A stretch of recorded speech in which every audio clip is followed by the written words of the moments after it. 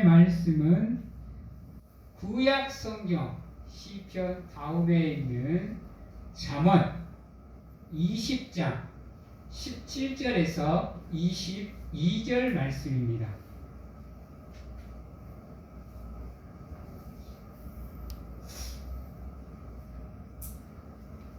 잠언 20장 17절에서 22절 말씀까지 저희들이 보도록 하겠습니다.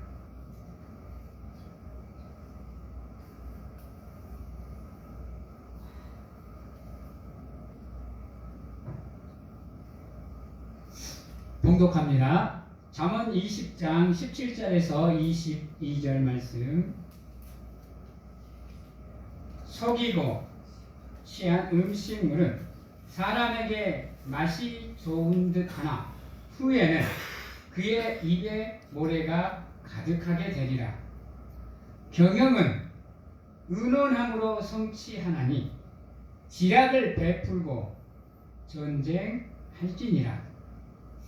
두루 다니며 한담하는 자는 남의 비밀을 누설하나니 입술을 벌리는 자를 사귀지 말지니라.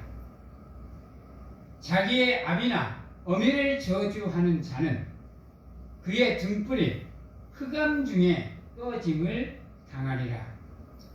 처음에 속지 잡은 산업은 마침내 복이 되지 아니하느니라. 너는 악을 갚겠다 말하지 말고 여호와를 기다리라. 그가 너를 구원하시리라. 아멘. 사랑하는 성도 여러분,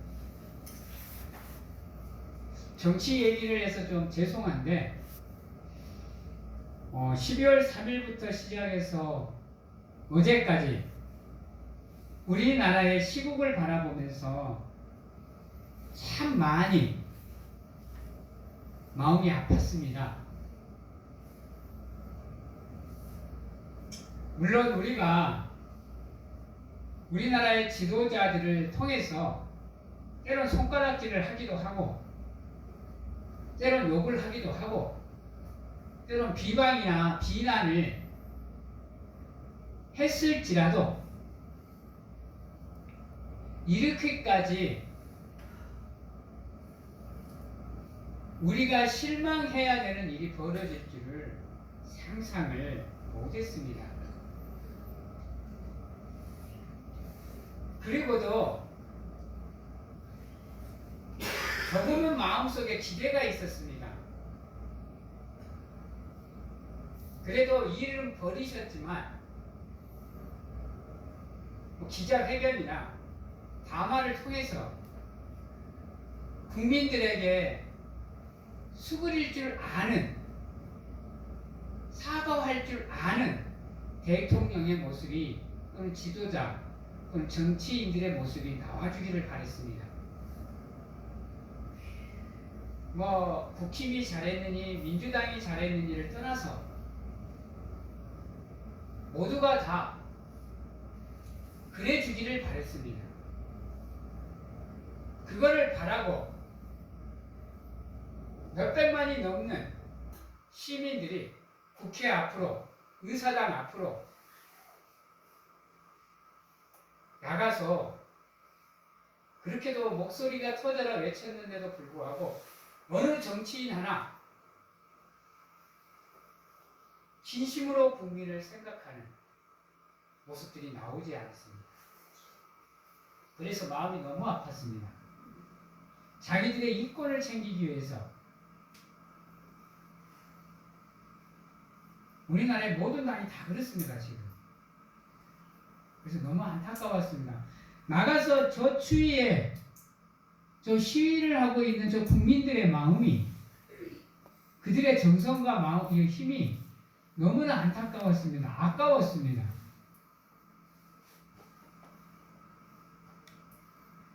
조금만 더 지혜롭고 조금만 더 사랑하는 마음이 있었다라고 하면 지금 우리나라에 이러한 모습이 나오겠나? 너무 안타깝다는 생각을 많이 했습니다.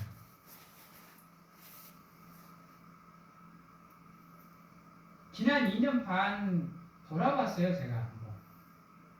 근데 우리나라 정치인들의 안타까운 모습들이 너무 많더라고요. 오늘 말씀을 준비하면서 그런 부분들을 한번 돌아봤습니다. 여러분, 물론 우리가 정치를 비판할, 잘했느니 못했느니 판단할 뭐 그러한 태도나 자세를 가질 필요는 없겠지만 그런 모습들 속에서 너무 안타까웠습니다. 그래서 우리 국민들이 받을 그 아픔과 상처를 좀 보듬어 줄 줄 아는 사람들이 나와주기를 바랐는데 시민이 보듬더라고요. 국민들이 껴안더라고요. 그 자리에는 지도자라는 위치에 있는 사람들은 보이지 않더라고요.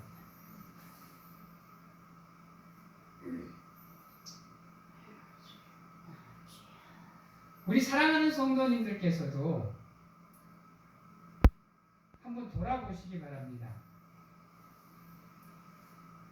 누구보다도 하나님을 사랑하는 백성들을 사랑하셨던 분, 그 누구보다도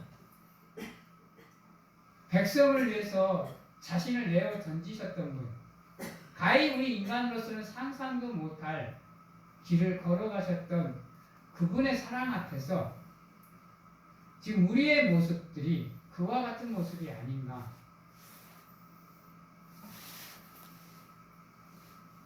돌아보면서 참 마음이 많이 아팠습니다.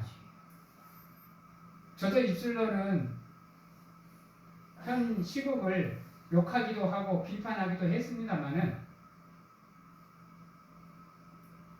내 삶과 내 믿음을 돌아봤을 때는 할 말이 없더라고요. 그래서 현 시국을 살펴보면서 우리를 향한 하나님의 사랑에 대해서 한번 돌아보기도 했습니다. 여러분은 하나님의 말씀대로 하나님을 사랑하는 마음으로 그분을 믿는 마음으로 지금 여러분들의 삶의 발자취를 한 발자국씩 한 발자국씩 옮기고 있습니까?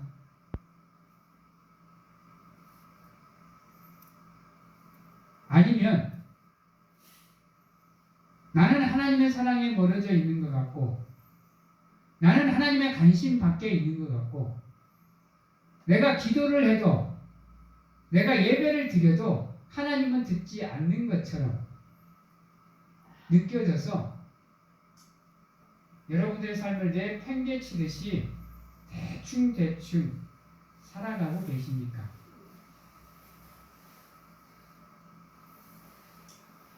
하나님께서는 분명히 성경을 통해서 하나님의 백성으로서 해야 될 일들과 하지 말아야 될 일들을 누누이 얘기해주고 계십니다. 우리 정치인들에게도 백성들에게 해야 될 일이 있고 하지 말아야 될 일들이 있습니다. 근데 희한하게 정치인들은 어느 나라를 가도 국민들에게 해줘야 될 것들은 안 해주고 하지 말아야 될 짓거리들은 오살나게 하고 계십니다. 그러다 보니까 하나님이 주신 이 세계가, 이 세상이 이치가 무너지고 법칙이 깨지고 섭리가 무너져 내립니다. 근데 우리의 믿음은 어떠세요? 오늘 말씀을 통해서 하나님의 백성으로서 하지 말아야 될 모습들을 제가 말씀을 드릴 겁니다. 한번 보시는 가운데, 들으시는 가운데 여러분들의 삶을 한번 돌아보시고 내가 어떻게 행동해야 되는지를 심사숙고하셔서 하나님이 원하는 작은 천국들이 되시기를 바랍니다. 첫 번째, 하나님의 백성으로서 합당치 않은 모습 첫 번째가 17절에 나옵니다. 속이고 취한 음식, 물이라고 얘기를 합니다. 무슨 말일까요? 좀 험악하게 말하면 사기치지 말라는 말입니다.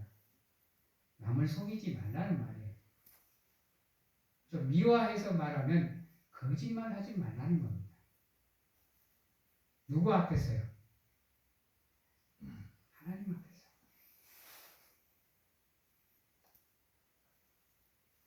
우리는 희한하게 있잖아요. 사람과 사람 대의 약속은 소중하게 생각합니다. 세상의 법은 정말로 귀하게 여깁니다. 그래서 그것들은 지키려고 노력을 해요. 근데 아이러니하게 하나님의 말씀의 언약은 되게 가볍게 여겨요. 하나님께 서원했던 것들, 약속했던 것들 쉽게 깨버립니다. 그래놓고 당당해요. 여러분들의 사람들의 그런 모습들을 보면 하나님은 어떤 생각을 하실까?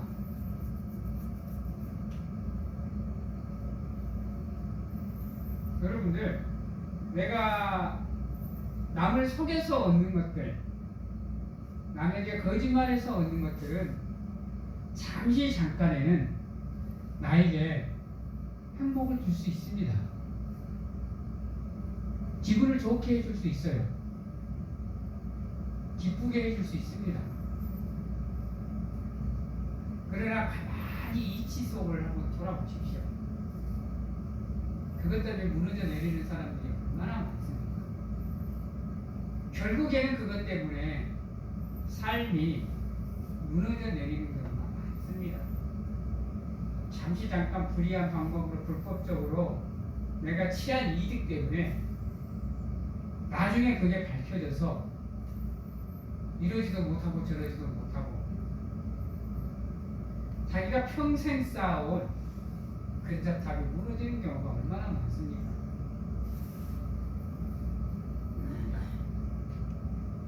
가지 말아야 될 자리에, 하지 말아야 될 위치에 서서 자신의 인생이 무너지는 경우가 참 많습니다.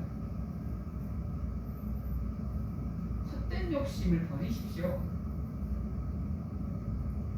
내 능력 밖의 것을 얻으려고 하지 마십시오.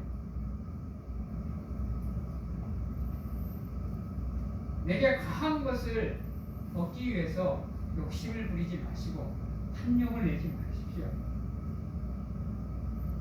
그러면 사람인 이상 누구나가 다 불법을 저지를 수밖에 없습니다. 내가 수고한 대로, 내가 땀 흘린 대로, 내가 노력한 대로의 대가만 얻으면 아무 문제가 없습니다. 그 누가 말할 거예요?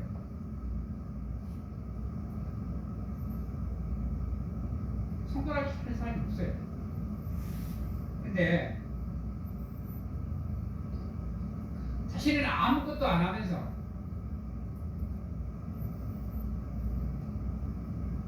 그것을 얻으려고 하면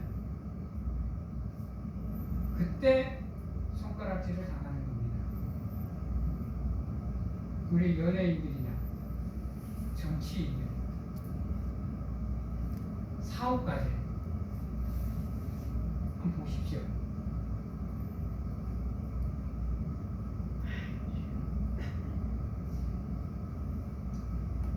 우리 믿음도 마찬가지입니다, 여러분. 하나님은 절대로 여러분들에게 불법적이고 위선적이고 위장적인 모습을 가지라 얘기하지 않습니다. 거짓된 모습으로 잘못된 행위로 여러분들에게 믿음을 습득하라, 믿어라라고 얘기하지 않습니다. 우리가 기도하는 말들 중에 하나님께 나올 때 묘사하는 말이 있죠. 그게 뭐예요? 있는 모습 그대로. 이게 하나님의 법칙입니다. 굳이 나의 모습을 포장할 필요도 없고 숨길 필요도 없는 겁니다. 왜? 누구보다도 우리를 잘 알고 계시고 우리를 살피시고 감찰하시는 겁니다. 감출 수 있겠습니까? 다 알고 계시는데요.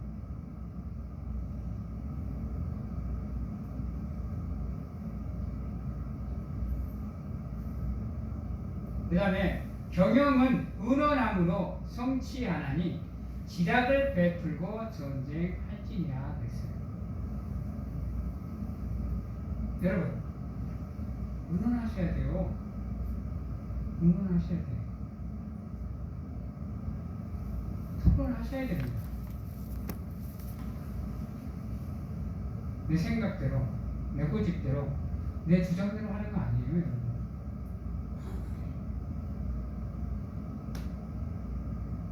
내가 하고자 하는 계획이 성공을 하려면 여러분 의논과 토론은 필수입니다. 여러분 공유하셔야죠. 나만 알고 있으면 여러분 삐끗덕 되게 돼 있어요.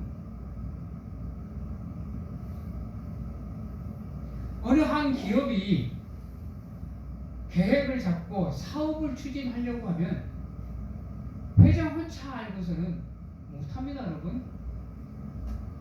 성취할 수가 없어요, 여러분. 그래서 기업들이 잘하는 게 뭐예요? 회의하는 거예요, 여러분. 회의해서 나는 이렇게 생각하는데 너희는 어떻게 생각하느냐? 회의하는 가운데 더 좋은 의견, 더 완벽하게 계획하고 능력들을 모아서 추진하는 가운데 어떻게 하면 이것을 성취할 수 있을지 고민하는 겁니다. 그것 없이 전쟁하면 러시아처럼 돼요, 여러분.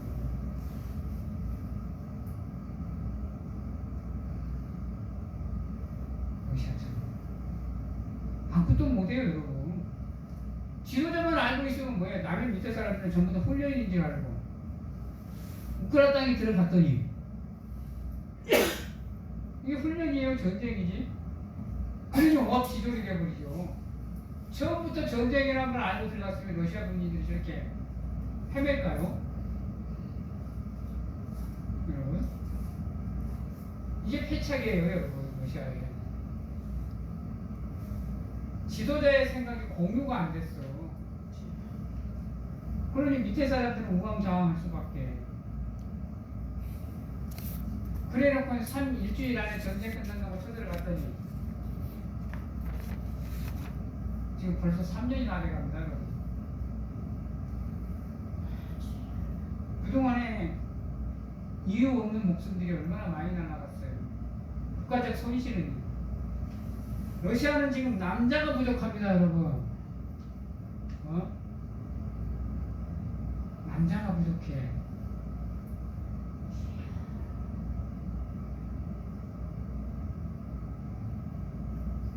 우리나라 이 시국도 그렇잖아. 똑같잖아요.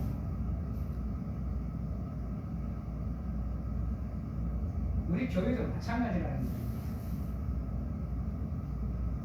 뭔가 하나를 계획을 세우고 그걸 추진하려고 하면 그걸 추진하고자 하는 사람과 함께 동업하는 사람들이 그것을 운운할 줄 알아야 돼요.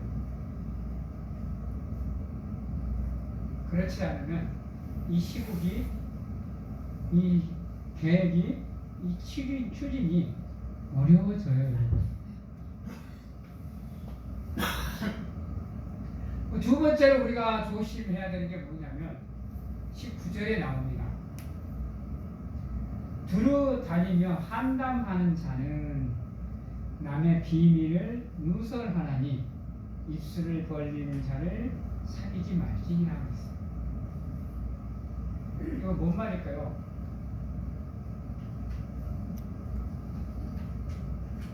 여러분, 우리 주변에 보면 남을 헐뜯는 자가 참 많습니다. 남을 비방하고 비난하는 자가 많아요. 근데 한번 말씀을 제가 한번 물어볼까요? 여러분, 세상 사람들 중에 죄가 없는 사람이 있을까요? 잘못하지 않고 실수하지 않고 완벽하게 삶을 사는 사람이 있을까요? 어떠세요? 그래서 성경은 우리에게 말하기를 비난하지 말라, 비방하지 말라 하고 얘기하고 있습니다. 왜요? 그것으로 우리가 비난받고 비방을 당할 수가 있기 때문입니다.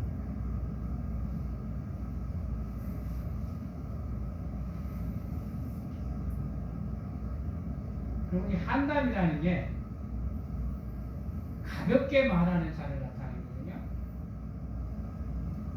우리 그러죠. 이건 비밀이야. 절대 남들한테 얘기하면 안 돼. 너만 알고 있어. 라고 얘기하고 비밀을 얘기했는데 뒤돌아서서 그것을 까발리는 사람들이 있어요. 우리는 그 사람들을 뭐라 그러느냐? 거치게 말하면 주둥이가 가벼운 자. 좀 성숙된 표현을 하면 입이 가벼운 자.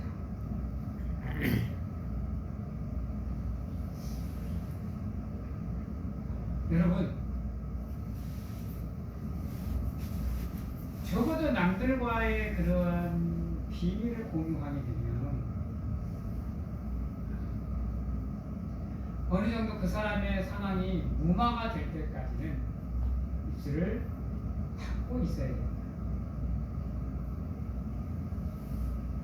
그런데 그렇지 못할 때가 너무 많다는 거예요. 그래서 성경은 뭐라 그러느냐? 그런 사람을 사귀지 말라라고 얘기합니다. 왜요? 분쟁의 원인이 되기 때문에. 싸움의 원인, 질투의 원인, 미움의 원인이 되기 때문에 그렇습니다. 그것 때문에 교회가 연합하고 협력하고 단합해야 되는데 그렇지 못하는 상황이 만들어지기 때문입니다.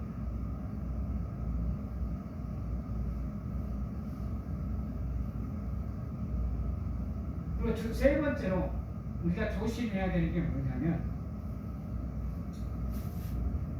저주하는 겁니다.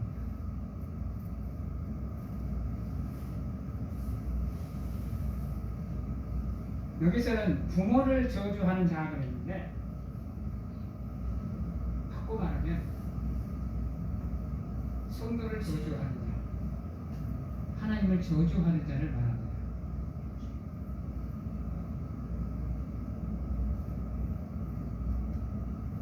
하나님의 사람은 입술에 권세가 있습니다, 여러분. 그래서 하나님이 뭐라 그러느냐? 너희가 축복을 하면 나도 축복을 할 거고 너희가 저주를 하면 나도 저주를 하리라 라고 얘기를 합니다.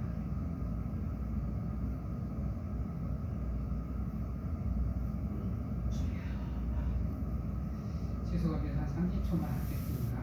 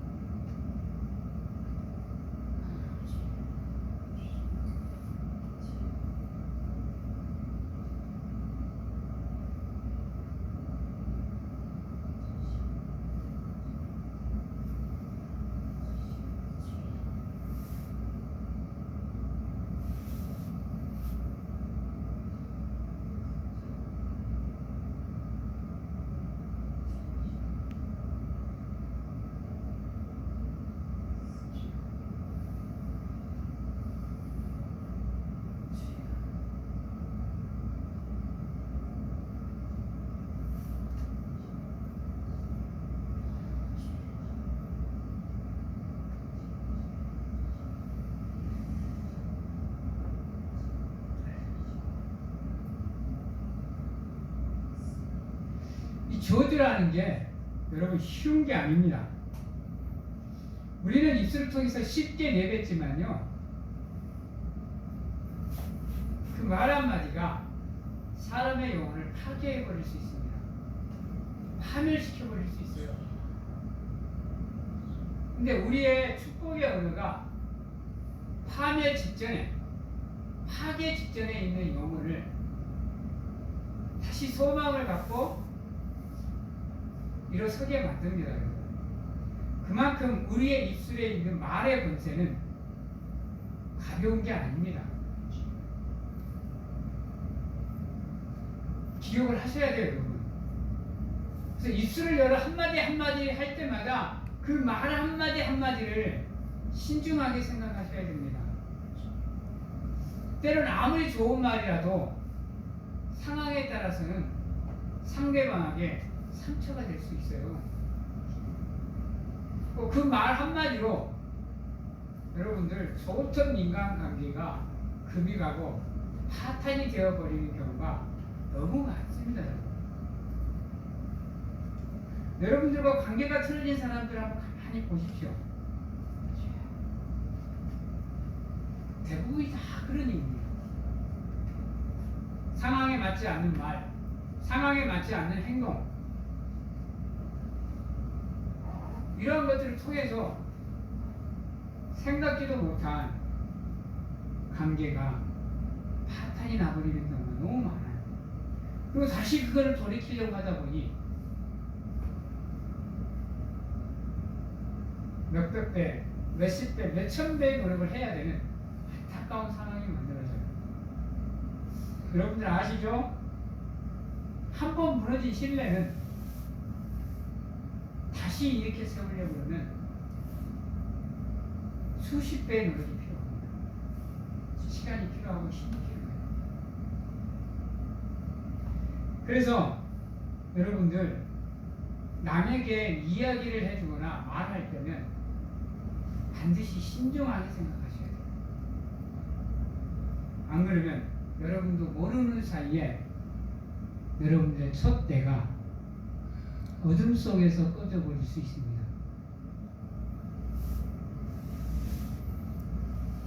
빛의 자리로 가야 될 여러분들의 삶이 끝없는 어둠의 터널에 놓여질 수밖에 없는 상황이 만들어져요. 근데 그게 대부분이 다 말의 실수입니다. 성경은 무엇보다도 우리에게 권하는 건 뭐냐? 혀의 재갈을 물리라는 겁니다. 입술을 단속하라는 겁니다.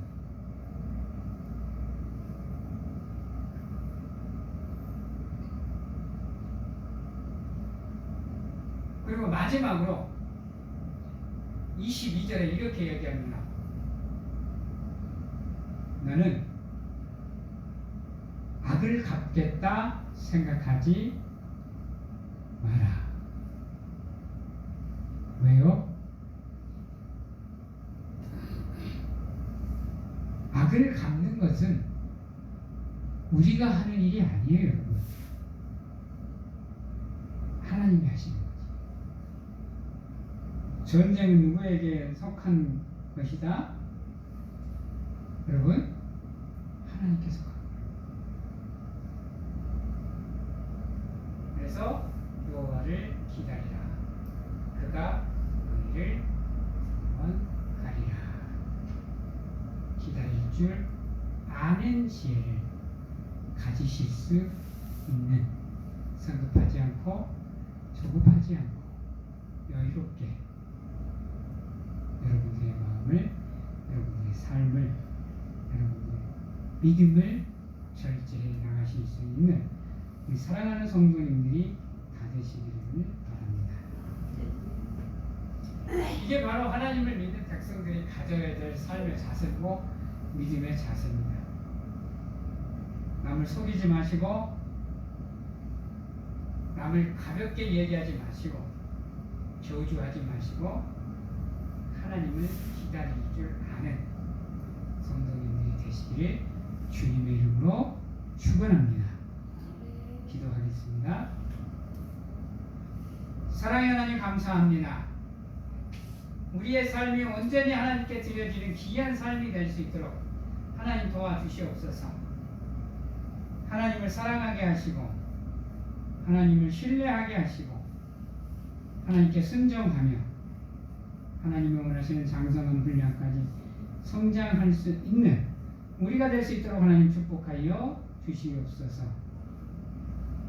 지금은 우리를 죄에서 구원하시기 위해 이 땅에 오신 예수 그리스도의 은혜와 세상 끝날까지 항상 우리와 함께 하시는 가운데 안아주시고 품어주시는 하나님 아버지의 사랑하십니다.